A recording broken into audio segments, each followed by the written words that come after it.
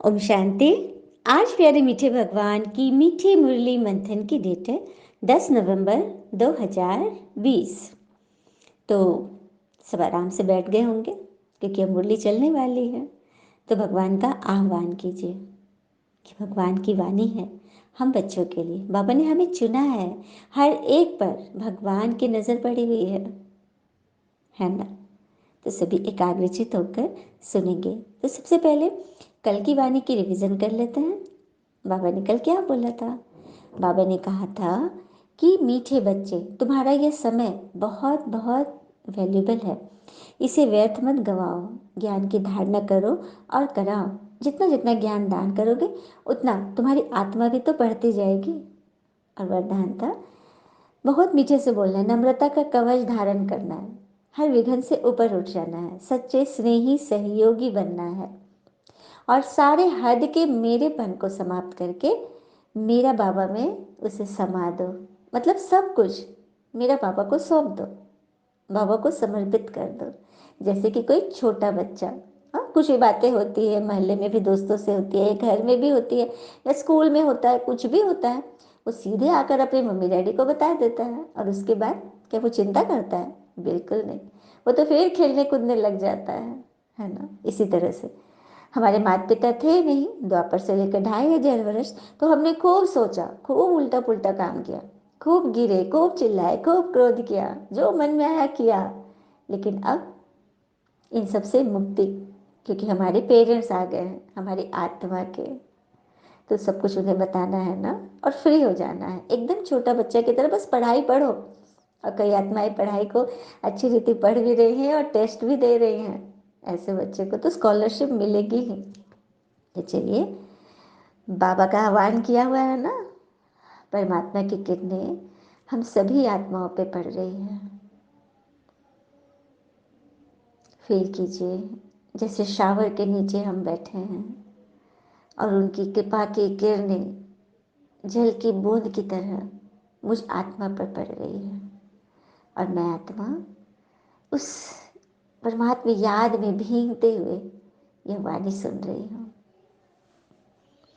बाबा ने कहा, आत्मा को सतोप्रधान बनाने का फुरना रखो, कोई भी खामी रह न जाए, माया गफलत न करा दे। बाबा ने कहा, आत्मा को सतोप्रधान बनाने का नशा रखो। सतोप्रधान अर्थात 7 गुणों की प्रधानता जिनसे आत्मा बनी है। सबसे पहला है शांति, प्रेम, सुख, आनंद, शक्ति, ज्ञान, पवित्रता। इन 7 गुणों से आत्मा बनी है। तो हमें सदा यह नशा रहे कि कैसे हम आत्मा को इन गुणों में टिका के रखेंगे, सजा के रखेंगे। कोई भी कमी कमजोरी अंदर है तो उसे निकालते जाना है। और यह भी अटेंशन देना है कि माया गफलत न कराते। अब प्रेम में तो जो शक्ति है, हुँ? वो पर्वत को भी झुका देता है। नहीं तो श्री राम जी को क्या जरूरत थी शबरी के झूठे बैर खाने की? हुँ? चलिए, रामायण का एक प्रसंग सुनते हैं। जब समुद्र पार करने की बात आ गई थी और इतना समुद्र उफान में था, एकदम समुद्र पार करने की कुछ उपाय नहीं दिख रही थी, तो राम जी को क्रोध आ गया। उन्होंने ब्रह्मास्त्र का आह्वान किया। उनके हाथ में ब्रह्मास्त्र आ गया तो उन्होंने एकदम बोल दिया कि अब मैं सागर को सुखा के रखूंगा।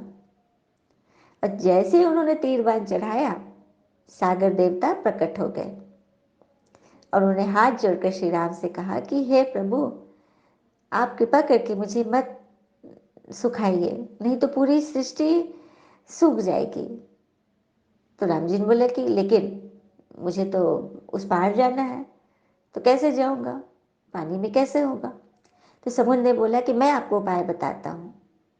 सो आपकी इन सेना में, वानर सेना में एक नल और नील नाम के भी वानर है।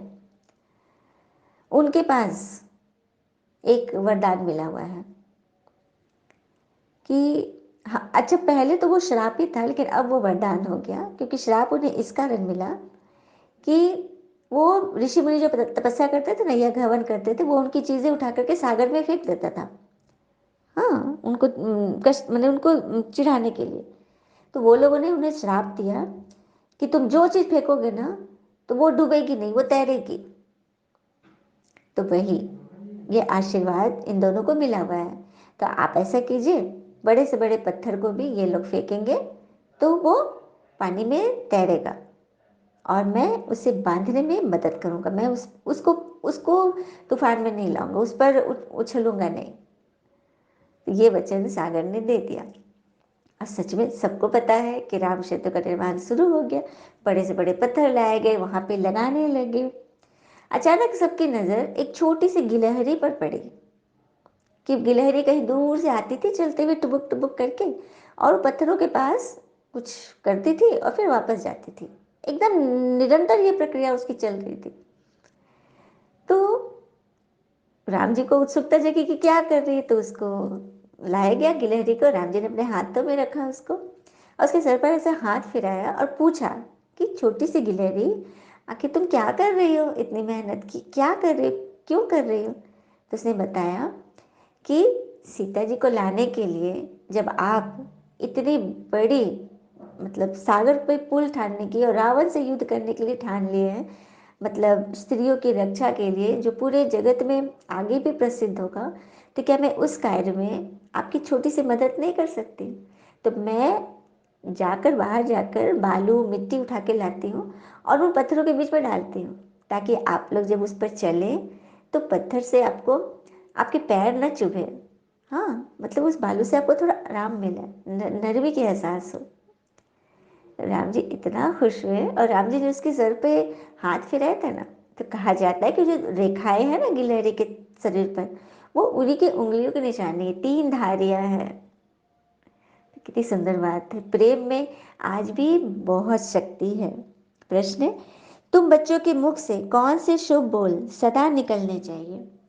उत्तर, सदा मुख से यही शुभ बोल निकले कि हम नर से नारायण बनेंगे, उससे कम नहीं बनेंगे। हम ही विश्व के मालिक थे, फिर से बनेंगे, लेकिन यह मंजिल ऊंची है, इसीलिए बहुत बहुत खबरदार रहना है।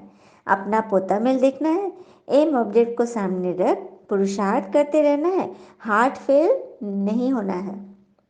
बाबा ने सारी पॉइंट्स बता दी है कि सदा मुख से यही शुभ शुभ निकले कि हम तो नर से नारायण बनने वाले हैं। हाँ, हम फिर से बनेंगे, लेकिन मंजिल ऊंची है, बाबा ने यह भी कह दिया। बहुत भारी है, यदि ऊंची मंजिल नहीं होते तो सारे नहीं चल देते, कलयुगी आत्माएं भी। हम्म? तो इसके लिए बहुत बहुत खबरदार रहना, क्योंकि माया बहुत तरह से परीक्षाएं लेगी और आत्माएं इसमें फंस भी रही है।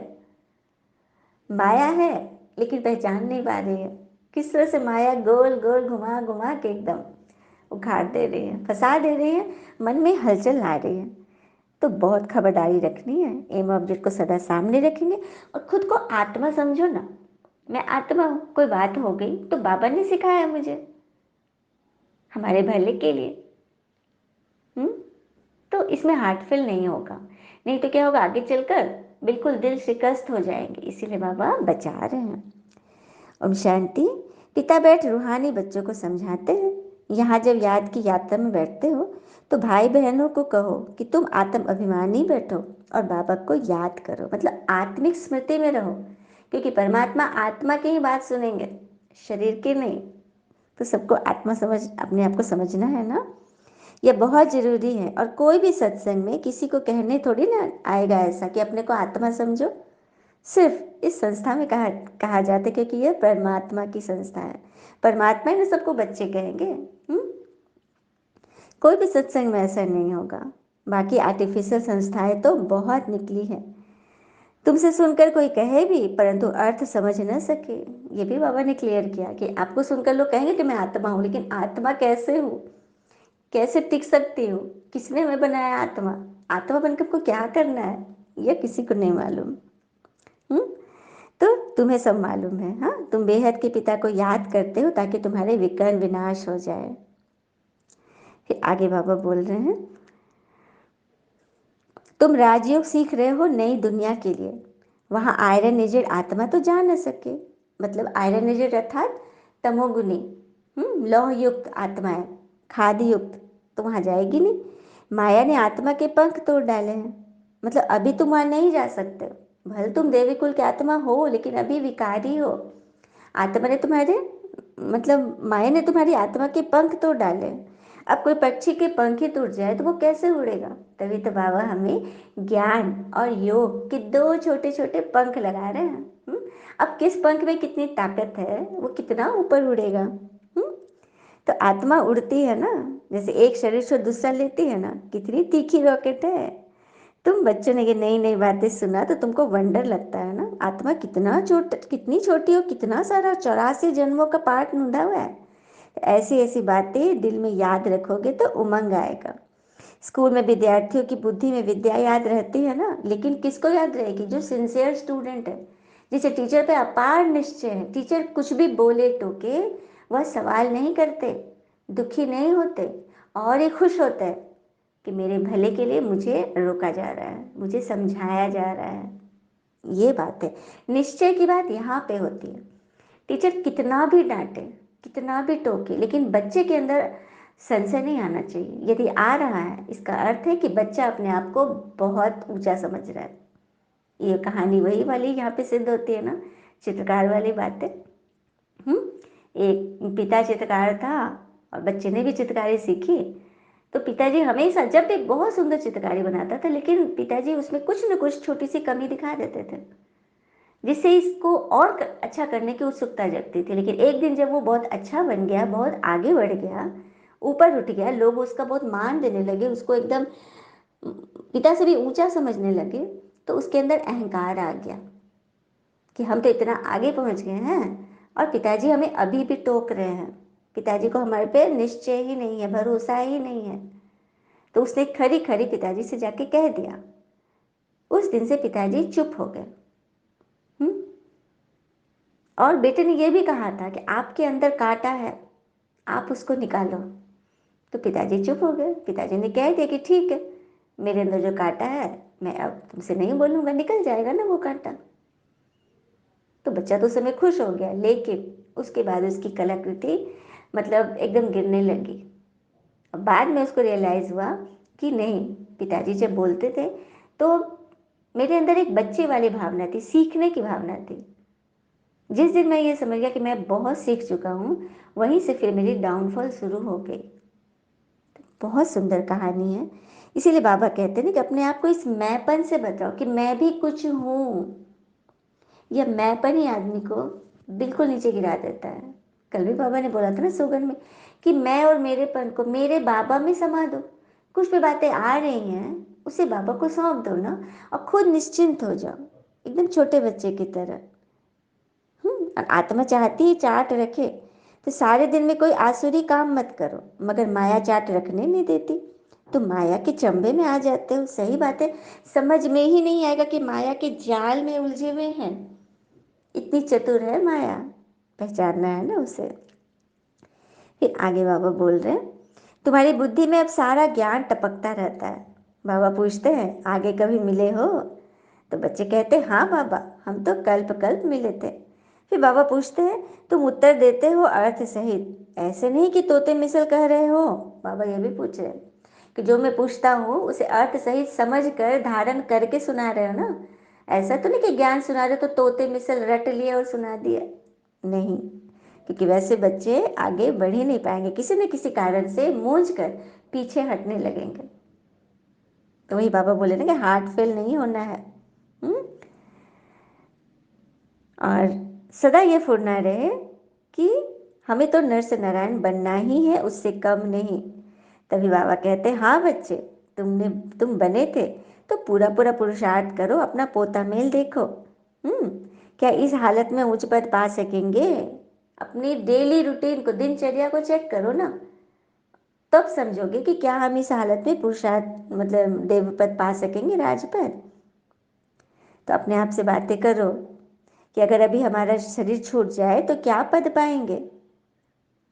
बिल्कुल सही है। आए दिन सुने किसी का एक्सीडेंट हो रहा है, किसी को कुछ हो रहा है। हाँ, हम बच्चे भी रोड पे चलते हैं, कहीं भी जाते हैं, घर में भी बैठे बैठे कुछ दीवार गिर जाएगी, कुछ भी हो सकता है।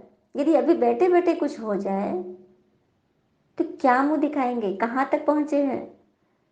और जिस वक्त हम मूंझे हुए हैं, फंसे हुए हैं, क्वेश्चन में हैं, दर्द में हैं, उस वक्त यदि कुछ हो जाए तो क्या मिलेगा? प्रजा में दास दासी भी नहीं बनेंगे, हो सकता स्वर्ग जा भी नहीं पाए।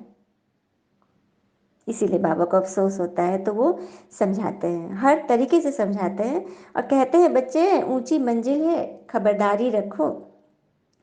अब कई बच्चे समझते हैं बरोबर हम तो याद ही नहीं करते, तो फिर पोता मिल क्या रखेंगे। कई बच्चे अपने आप को चेकिंग करते हैं कि हम तो याद ही नहीं करते, पुरुषार्थ ही नहीं करते, तो पोता मिल क्या रखे। बाबा कहते हैं नहीं, फिर भी देखो, हर दिन देखते रहो, तभी तुम आगे बढ़ पाओगे। सारा मदार पढ़ाई पर है। ऐसे नहीं कि देवताओं और असुरों की लड़ाई लगी। देवताओं के आगे असुर तो होते ही नहीं है, तो किस चीज़ की लड़ाई? हमारे अंदर की, धर्म और अधर्म पक्ष की। पांडव और कौरव हमारे अंदर है। कभी हम जब बात पे फंसे रहते हैं, मुंझे रहते हैं, तो वो कौरव है, और जब ज्ञान को सुनकर धारण करते हैं तो वो अर्जुन है। हमारे अंदर ही सब कुछ है। और गीता ज्ञान का एपिसोड तो चल ही रहा है, बाबा हमें रोज रोज मुरली सुना रहे हैं, यही तो है वो गीता, ईश्वर की गाई हुई गीत। फिर बाबा बोल रहे हैं कि गीता पढ़ने वाले भल पढ़ लेते हैं, लेकिन पूरा ऑक्यूपेशन नहीं जानते। शिव की पूजा सबसे ऊंच कहते हैं, लेकिन ऊंच देव शिव हैं, उनको ही याद करें, सिमरन करें। माला भी देते हैं, शिव शिव कहते, माला फेरते हो, लेकिन उसका अर्थ नहीं जानते। तो बिगर अर्थ माला उठाए शिव शिव कहते रहेंगे। हाँ, इसलिए बाबा कहते मुख से सिर्फ कहना नहीं है, हाँ, शिव शिव जपना नहीं है, बल्कि शिव के गुणों को धारण करना है। अच्छा, मीठे मीठे बच्चों प्रति भगवान की नमस्ते। हम बच्चों की भी प्यारे शिव पिता को नमस्ते। और बाबा दिल से सभी आत्माओं की तरफ से आपको very very very good morning. धारणा के लिए मुख्य सार है, पहली पॉइंट, धंधा आदि करते आत्मा को पावन बनाने के लिए समय निकाल याद की मेहनत करनी है। कोई भी आसुरी काम कभी नहीं करना है। दूसरी पॉइंट, अपना और दूसरों का कल्याण करना है। पढ़ाई पढ़ना और पढ़ाना है, मियाँ मिट्ठू नहीं बनना है कि हम तो बहुत काबिल बन गए, हमें अब पढ़ने की क्या दरकार है, हमारे अंदर तो ज्ञान ठूस ठूस कर भर गया है।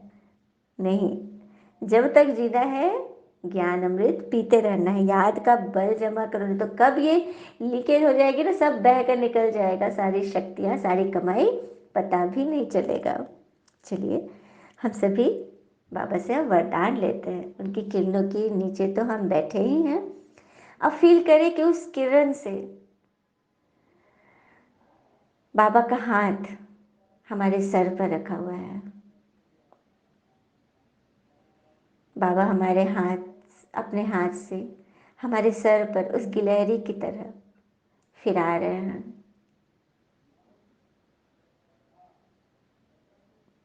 और हमें वरदान दे रहे हैं। साकार बाबा को फॉलो कर नंबर 1 लेने वाले संपूर्ण फरिश्ता भव। साकार बाबा को फॉलो कर नंबर 1 लेने वाले संपूर्ण फरिश्ता भव। बच्चों ने बाबा से पूछा, बाबा इसका मतलब? तो बाबा ने बताया, नंबर 1 आने का सहज साधन है। जो नंबर 1 ब्रह्मा पिता है, उसी वन को देखो। सबसे नंबर 1 कौन गए इस संस्था में? ब्रह्मा पिता, लेखरा दादा, जिनके तन को भगवान ने अपना रथ बनाया। उनको देखो, उनको फॉलो करो। अनेकों को देखने के बजाय एक को देखो, क्योंकि अनेक को देखेंगे तो भटक जाएंगे ना। अच्छा, एक क्वेश्चन याद करना है कि अनेक याद करना इजी है? एक ना, एक में ही अनेक समाया हुआ है। तो हम सो फरिश्ता का मंत्र पक्का कर लो तो अंतर मिट जाएगा। फिर साइंस का यंत्र अपना काम शुरू करेगा। साइंस का यंत्र, ये फोन, ये इंटरनेट, जिससे हम अच्छी अच्छी क्लासेस देखते हैं, यूट्यूब। कभी भी साइंस के साधन का मिसयूज नहीं करना है, फालतू बातें नहीं देखनी, व्यर्थ नहीं देखना, जिससे मेरा मन फंस रहा है, दुखी हो रहा है, क्रोधित हो रहा है। अच्छी अच्छी बातें देखो, ज्ञान की बातों से आत्मा का श्रृंगार करो। तो संपूर्ण फरिश्ता अर्थात साकार बाबा को फॉलो करना है। स्लोगन, मनन करने से जो खुशी रूपी मक्खन मिलता है, वही जीवन को शक्तिशाली बनाता है। मनन करने से जो खुशी रूपी मक्खन मिलता है वही जीवन को शक्तिशाली बनाता है। मनन या ज्ञान क्या करेंगे, जैसे if you want comfortable journey of life then reduce the luggage of expectations. अर्थात यदि हम अपनी जीवन यात्रा को आराम से एकदम खुशी खुशी बिताना चाहते हैं तो कौन से लगेज को कम करना होगा। लोग कहते हैं जब यात्रा में जाते कहते सामान कम ले जाना, चलने फिरने में घूमने में आसानी होगी। तो यहाँ हम लगेज से भरे हुए हैं, मन पर इतने संकल्पों की सामान भरे है ना जो हम उड़ ही नहीं पा रहे हैं। तो कौन सा सामान यहाँ हटाना है, सूक्ष्म रूप से एक्सपेक्टेशंस की, उम्मीदों की। मत करो उम्मीद किसी से भी नहीं, किसी देहधारी से नहीं, हल्के बनो, संतुष्ट मनी बन संतुष्टता का अनुभव करो, क्योंकि तुम यहाँ मेहमान हो। इस पृथ्वी को कुछ अधिक सुंदर छोड़कर जाओ, अधिक इंसानियत से भरी, अधिक प्रेमपूर्ण, अधिक सुगंध युक्त उन मेहमानों के लिए जो तुम्हारे बाद में आएंगे। कितने सुंदर भाव है ना। हम उनके लिए ये स्वर्ग बना रहे हैं जो हमारे बाद आएंगे। हमारे विचारों की खुशबू पूरे वायुमंडल में फैले। तो कैसे फैलेगी, जब हम मनन शक्ति द्वारा अपने आप को शक्तिशाली बनाएंगे। एक तो पापा ने बोला ना, मक्खन खाना है और पुष्ट करना है, शरीर भी तंदुरुस्त मन भी तंदुरुस्त, ज्ञान का मक्खन। अच्छा, ओम शांति। शुक्र है मीठे बाबा, वो बाबा के प्यारे प्यारे बच्चे। थैंक यू बाबा, all is well, always love you बाबा।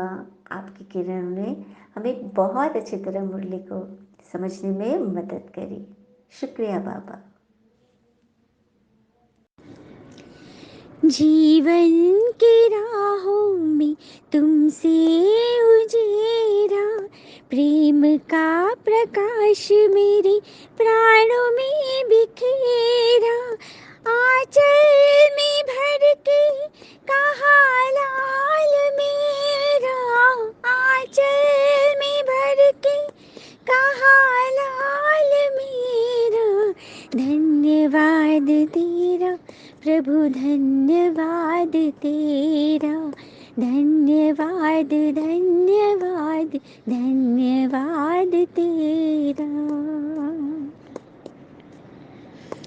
ज्ञान तो बहुत था पर खुद से अनजान थी, आत्मज्ञान पाके हुए दूर देह भान से।